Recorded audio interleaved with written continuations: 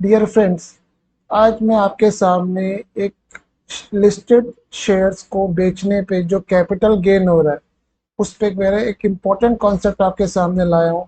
तो होप आपसे उसके आपके उससे कॉन्सेप्ट्स काफ़ी क्लियर होंगे। मैं उसको टेकअप करता हूँ without any further wastage of time. हमारा यहाँ टॉपिक की सिग्निफिकेंस और टॉपिक का नाम क्या है? LTCG on listed share not sold on stock exchange. मैं एक एग्जांपल लेता हूँ, फिर मैं उसको टेकअप करता हूँ। Mr. A, aged 51 year, has purchased listed share for rupees 8 lakhs in financial year 2002-2003 on stock exchange. He sold all these shares in FY 23-24 for 60 lakhs otherwise than on stock exchange. This is quite important.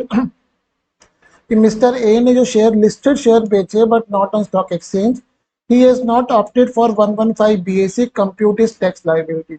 आपको लगेगा साहब इसके अंदर what is the new thing?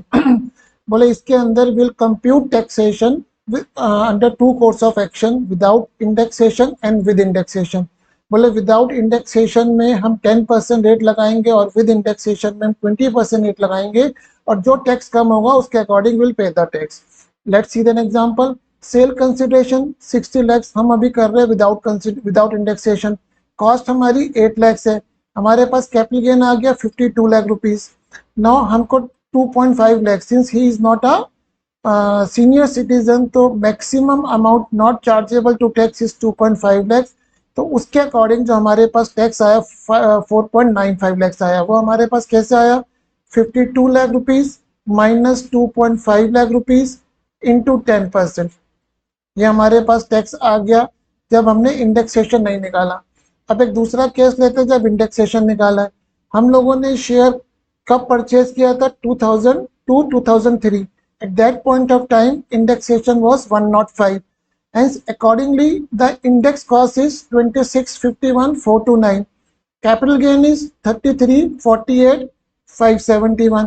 ये इसमें भी यहाँ पे टैक्स रेट में से गलत टाइप हो गया 20%।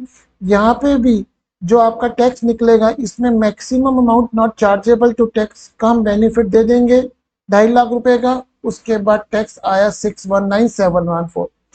Now the major question comes for consideration, भाई सरचार्ज लगेगा या नहीं लगेगा? अगर हमारे 10% टैक्सेशन के अकॉर्डिंग टैक्स कम आ रहा है, क्या टोटल इनकम भी मेरे को 52 लाख देनी है क्योंकि 10% टैक्स कम आ रहा है, या मुझे टोटल इनकम इंडेक्सेशन के अकॉर्डिंग ही लेनी है? This is an important concept, conceptual question. Concept से let me explain.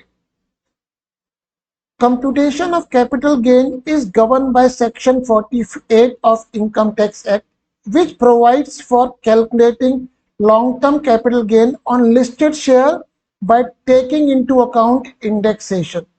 Just knowledge के लिए बता रहा हूँ, Section 112 है which is applicable on the listed shares sold on stock exchange। वहाँ पे Section 48 में exemption दे दी गई है कि हम 112 का कैपिटल गेन निकालेंगे विदाउट इंडेक्सेशन। बट जब मैं लिस्टेड शेयर स्टॉक एक्सचेंज पे नहीं बेच रहा हूँ, वहाँ मुझे कोई भी ऐसी एग्जेम्पशंस नहीं दी गई है। तो अकॉर्डिंगली जब मैं लिस्टेड शेयर स्टॉक एक्सचेंज पे नहीं बेच रहा हूँ, तो मुझे कैपिटल गेन जो वर्कआउट करना है, first of all it will be by taking into account indexation. So total income will be calculated by computing capital gain with indexation. Means in this scenario, मेरी जो total income आएगी it's a 3348,571।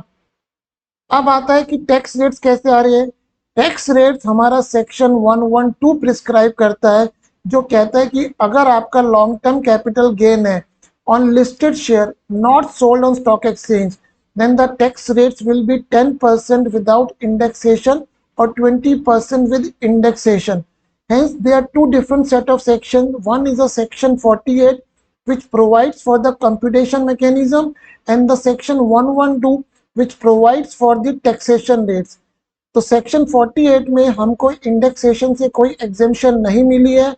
Accordingly हम कभी भी listed share not sold on stock exchange का taxation workout करेंगे, तो first of all we'll compute the long-term capital gain by taking into account the indexation.